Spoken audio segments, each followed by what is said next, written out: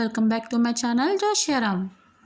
ఈరోజు just 3 ingredients use చేసి గుల్కంద్ ఎలా ప్రిపేర్ చేసుకోవాలో మీకు చూపించబోతున్నానండి.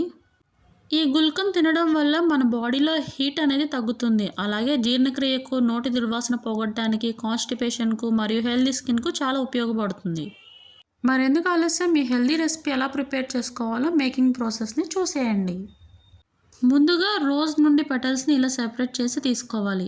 నెక్స్ట్ వీటిని వాటర్లో వేసి 1-2 సార్లు నీట్గా వాష్ చేసుకోవాలి.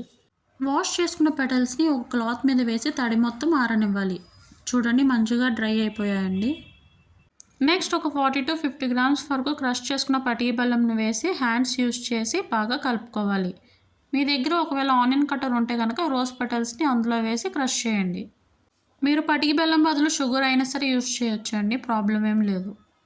చూడండి, ఈ విధంగా కలుపుకున్నాను కదా. నెక్స్ట్ దీన్ని ప్యాన్లోకి ట్రాన్స్ఫర్ చేసుకుని ఫ్లేమ్ని లోలో పెట్టుకుని షుగర్ ఆర్ పటికి బెల్లం కంప్లీట్గా మెల్ట్ అయ్యేంత వరకు కలుపుకుంటూ ఉండాలి.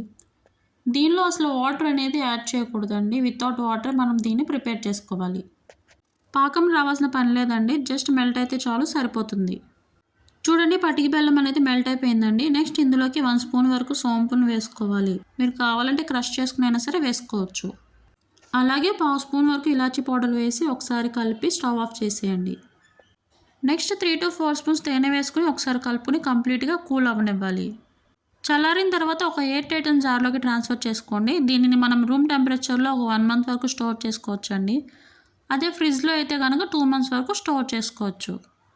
దీనిని after lunch or after dinner తీసుకోవడం వల్ల చాలా హెల్త్ బెనిఫిట్స్ ఉంటాయండి. చిన్నపిల్లలకి అయితే 1/2 స్పూన్, అలాగే పెద్దవాళ్ళు అయితే 1 or 2 స్పూన్స్ వరకు తీసుకోవచ్చు. మీరు కూడా ఈ హెల్తీ రెసిపీని తప్పకుండా ట్రై చేయండి. మరొక టేస్టీ రెసిపీతో మళ్ళీ కలుద్దాం. అంతవరకు సెలవు.